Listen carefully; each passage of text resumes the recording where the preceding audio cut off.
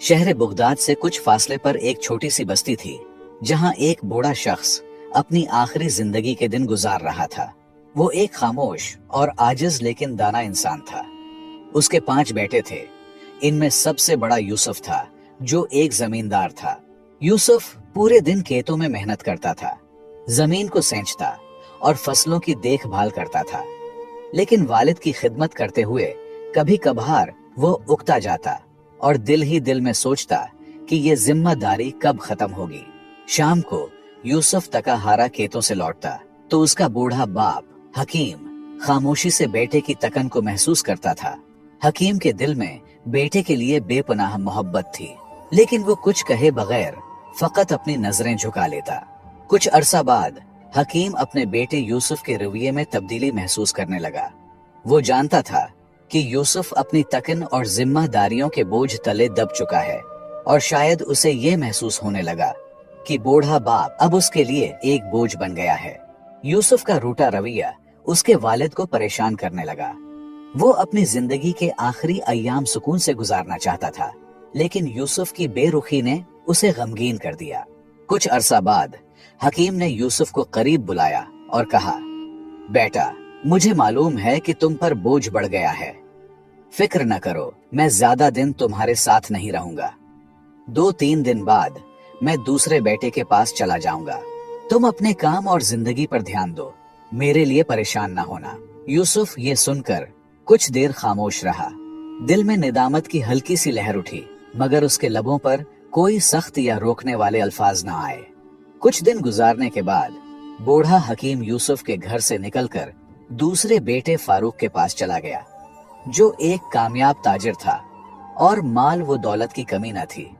बूढ़ा बाप फारूक के घर रहने लगा, लेकिन फारूक का रवैया भी काबिल अफसोस था। फारूक के लिए कारोबार की मसरूफियत ज्यादा अहम थी, जबकि उसकी बीवी सुसर को हमेशा नजरअंदाज करती और उनसे बात करने की जहमत भी न उठाती। हकीम दिन भर खामोशी से एक कोने में बैठा रहता, दिल में अपने बेटों की बदलती हुई मोहब्बत का गम लिए, मगर अपनी तकलीफ को कभी जुबान पर न लाता। बूढ़े हकीम का वक्त गमों के साथ गुजर रहा था। एक दिन फारूक ने अपने बीवी के बातों में आकर वालिद से कहा, बाबा, आपको मेरे साथ कारोबार में मदद करनी चाहिए, ताकि आपकी मौजूदगी का मुझे भी कुछ फायदा हो। ये सुनकर बूढ़ा हकीम खामोश रहा। उसकी झुकी हुई कमर, कमजोर हाथ और तका हुआ जिस्म इस बात की गवाही दे रहे थे कि वो अब किसी भी मेहनत के काबिल नहीं रहा। लेकिन उसने अपने बेटे की बात का बुरा नहीं मनाया, क्योंकि वो जानता था कि फारूक उसे सिर्फ जिम्मेदारी के पैमाने से देख रहा है, मोहब्बत के नहीं। सारी रात बूढ़े बाप की कांसी और दर्द भरी फरियाद से तंग होकर फारूक की बीवी ने कहा, ये बूढ़ा इंसान हमें मजीद परेशान कर रहा है। इनके और भी बच्चे तो है, वहां जाकर भी तो जिंदगी गुजार सकता है। फारूक भी एक कम ज़र्फ आदमी था। उसने अपने बूढ़े बाप से कहा, बाबा, अगर आप तंग हो तो कोई बात नहीं, चाहे तो दूसरे बेटे के पास चले जाएं, वहां आप सुकून से रहेंगे। आपके इलाज के लिए मैं पैसे भी दे दूंगा, फिक्र न करें। इन अल्फाज ने हकीम की इज्जत नफ्स पर एक और जख्म लगाया। फारूक ने मोहब्बत और तवज्जो की बजाय सिर्फ एक माकूल हल की बात की, जैसे बूढ़े वालिद की मौजूदगी का कोई एहसास न था, सिर्फ एक जिम्मेदारी का बोझ था जिसे उठाना पड़ा। बूढ़ा हकीम फारूक के हाथ से निकलकर तीसरे बेटे उस्मान के पास चला गया। उस्मान एक मेहनती किसान था और अपनी जमीनों पर काम करता था। उसने अपने वालिद का एहतराम किया, लेकिन उसके पास भी ज्यादा वक्त नहीं था। वो दिन भर खेतों में मसरूफ रहता और शाम को घर आकर बीवी बच्चों के साथ वक्त गुजारता। बूढ़े वालिद की बीमारी और दिल की गहरी उदासी पर उसका ध्यान कभी नहीं गया। उस्मान जब सुबह काम पर जाता तो उसकी बीवी हमेशा अपने बच्चों को सुसर के पास बिठाकर उनसे खेलने को कहती। बूढ़ा हकीम, जो बीमारियों और कमजोरी से कांप रहा था, ये मंजर देखकर दिल में शदीद गम का शिकार हो जाता। उस्मान के घर में वालिद की हालत मजीद खराब होती गई और आखिरकार वो वहां से भी चला गया। इस बार उसने चौथे बेटे अहमद के यहाँ जाने का फैसला किया। अहमद, जो कि एक धोखाबाज और लालची इंसान था, अपने वालिद को इस्तकबाल करने के लिए बहुत खुश था। अहमद की खुशी महज लालच के बायस थी, न कि अपने वालिद से मोहब्बत के।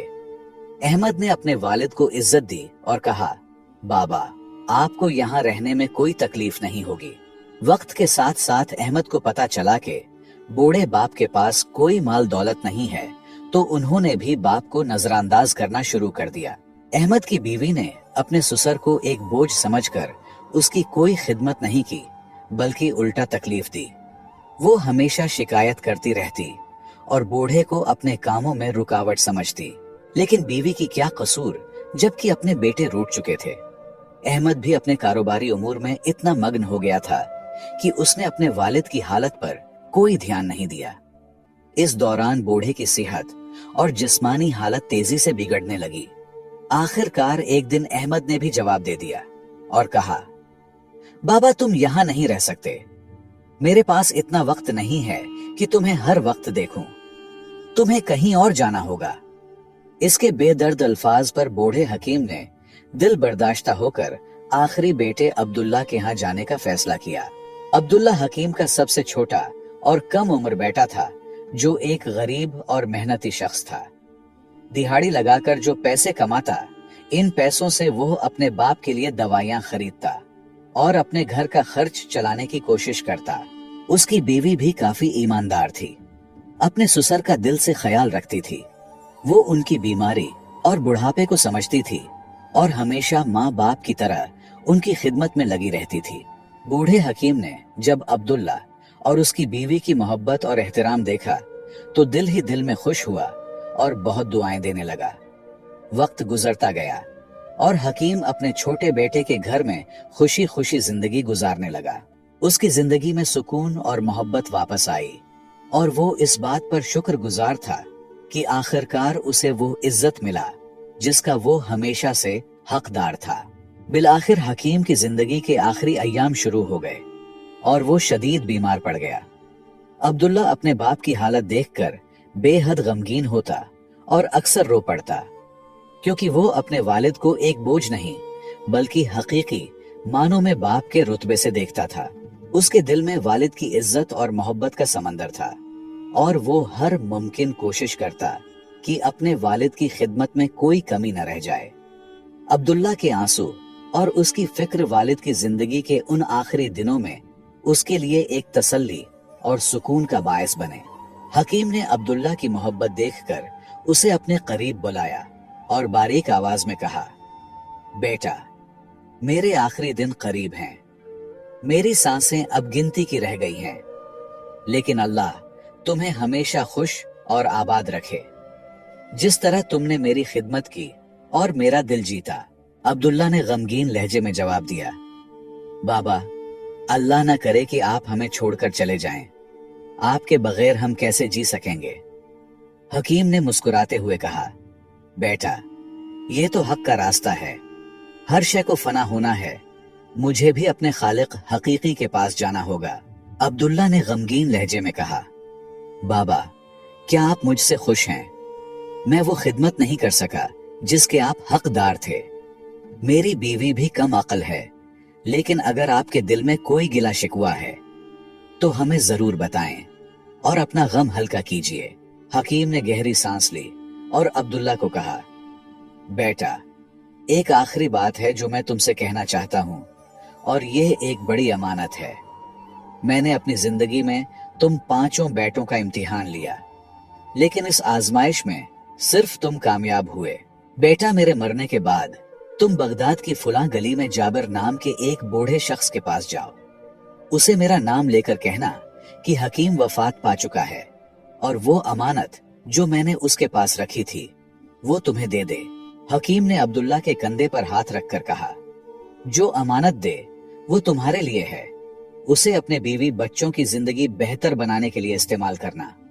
ये मेरा तुम्हारे लिए आखिरी तोहफा होगा और याद रखना, बाकी बाइयों को कुछ भी न देना। और बिलाखिर हकीम इस दुनिया से रुखसत हो गया। हकीम की वफात का गम अब्दुल्ला के दिल पर बिजली बनकर गिरा। उसकी आंखें आंसुओं से भरी हुई थीं और दिल में एक बेपनाह खालीपन था। उसकी बीवी भी शिद्दती गम से रोने लगी, क्योंकि उसने हकीम की खिदमत दिल से की थी और उनका एहतराम किया था। अब्दुल्ला ने खुद पर काबू पाते हुए अपने भाइयों को खबर दी और उन्हें जनाजे में शिरकत की दावत दी। सब भाई जो कभी अपने वालिद को बोझ समझते थे अब जनाजे में शरीक हो गए। अब्दुल्ला जो हमेशा ईमानदारी और मोहब्बत का पैकर रहा ने भाइयों से कहा, बाबा जान ने मुझे एक अमानत सौंपी थी। मुझे यकीन है कि वो कोई कीमती खजाना होगा, लेकिन इसमें सब भाइयों का हक है। हालांकि बाबा ने उसे सिर्फ मेरे लिए वसीयत की थी। भाई जो दिल में कहीं ना कहीं लालच रखते थे फौरन बोले, अब्दुल्ला जाओ और अमानत ले आओ, फिर उसे हम पांचों भाइयों में तकसीम कर देना ताकि सबको बराबर हिस्सा मिले। अब्दुल्ला ने ठीक वैसा ही किया जैसा उसने कहा था। वो बगदाद जाकर अमानत ले आया। जब उसने संदूक खोला तो वो हैरत में पड़ गया। संदूक में बगदाद के मशहूर बाजार के कई कीमती दुकानों के कागजात, जवाहरात जो उसकी माँ के थे और बहुत सी अशरफियां मौजूद थीं। अब्दुल्ला ने अपनी दियानतदारी का सबूत देते हुए सब भाइयों को उनका हक दिया और खुद अपने हिस्से पर किनायत की। जिंदगी एक बार फिर बाप के साये के बगैर चलने लगी, लेकिन वक्त ने जल्द ही अपनी हकीकत दिखा दी। चंद माह बाद बड़े भाइयों में से एक अपने कारोबार में बुरी तरह फंस गया। गैर जिम्मेदारी और गलत फैसलों के बायस वो कर्ज में डूबता चला गया। हालात इस कदर खराब हो गए कि उसे अपना घर तक बेचना पड़ा। दूसरा भाई जो कभी ऐश व इशरत की जिंदगी गुजारने का आदी था, एक दिन चोरी में मुलव्विस पाया गया। काजी ने उसे जेल भेजने का हुक्म दे दिया और उसकी जिंदगी की सारी साख तबाह हो गई। बाकी भाई भी सोने को हाथ लगाता तो मिट्टी बन जाता। ये सब नाकामियों को एक जवाब था, बाप की बद्दुआ। दूसरी तरफ अब्दुल्ला ने अपनी मेहनत से बगदाद में कारोबार शुरू कर दिया। वो कोफे से उम्दा कपड़ा खरीद कर बगदाद के बाजार में बेचता और वक्त के साथ काफी मुनाफा कमाने लगा। उसकी ईमानदारी, बाप की दुआ और मुस्तकिल मेहनत ने उसे तरक्की की राह पर डाल दिया। यहाँ तक कि वो अपने बाकी भाइयों की फिरोख्त करदा दुकानें खरीदने लगा और आहिस्ता आहिस्ता पूरे बाजार का वाहिद मालिक बन गया। जो भाई कभी खुद को दौलतमंद समझते थे, अब वक्त के मारे हुए अब्दुल्ला के दर पर सवाल करने आ गए। अब्दुल्ला जो एक रहम दिल और मुशफिक इंसान था, उनकी मदद करता और उन्हें खाली हाथ वापस न जाने देता। उसका ये रवैया उसके वालिद की सिखाई हुई अखलाकियात का अक्खास था। फिर वो दिन आया जब अब्दुल्ला ने बगदाद के तरक्की याफ्ता इलाके में एक बड़ा घर खरीदा और अपनी बीवी और बच्चों के साथ एक खुशहाल जिंदगी गुजारने लगा। वो जिंदगी के उस मोड़ पर भी अपने वालिद की दुआओं और तालीमात को नहीं भूला। एक दिन वो अपने वालिद की कब्र पर फातिहा पढ़ने गया। कब्र के सामने खड़े होकर उसने कहा, बाबा, आपकी दुआओं ने मुझे बगदाद का अमीर बना दिया, लेकिन आपके साये की महरूमी ने मुझे गमगीन कर दिया। अल्लाह ताला आपको जन्नत में आला मकाम अता फरमाए। मुअज़्ज़ज़ दोस्तों, इस कहानी से हमें 3 कीमती असबाक मिलते हैं। नंबर 1, वालिदैन की जिम्मेदारी है कि वो अपने बच्चों की बेहतरीन तरबियत करें ताकि वो बाद में न सिर्फ उनका सहारा बने बल्कि जिंदगी की मुश्किलात का सामना भी हिकमत और सब्र से कर सकें। नंबर 2, एक बेटे के तौर पर वालिदैन को कभी बोझ न समझे, क्योंकि वक्त का पहिया घूमता है और कल आप खुद इसी मकाम पर हो सकते हैं जहां वालिदैन आपसे मोहब्बत और तवज्जो की उम्मीद करते थे। नंबर 3, वालिदैन के साथ मोहब्बत, इज्जत और अच्छा रवैया इख्तियार करना न सिर्फ आपके मुस्तकबिल को रोशन करता है बल्कि आखिरत में भी बेशुमार इनामात का बायस बनता है। वालिद चाहे जैसे भी हो, उनकी खिदमत बेटे का फर्ज है, क्योंकि उनकी दुआएं ही आपकी जिंदगी का सबसे बड़ा सरमाया हैं। मुझे उम्मीद है आपने इस कहानी से बहुत कुछ सीखा होगा। अगर आपको ये सबक आमूज कहानी पसंद आई हो और आपको मजीद पुरानी और नसीहत आमेज कहानियां सुनना पसंद है तो हमारे और आपके चैनल अज़मी सब्सक्राइब करें, वीडियो को लाइक करें और अपने दोस्तों के साथ जरूर शेयर करें। इस वाकये के बारे में अपनी कीमती राय कमेंट्स में जरूर लिखें। आपकी राय हमारे लिए बहुत अहम है।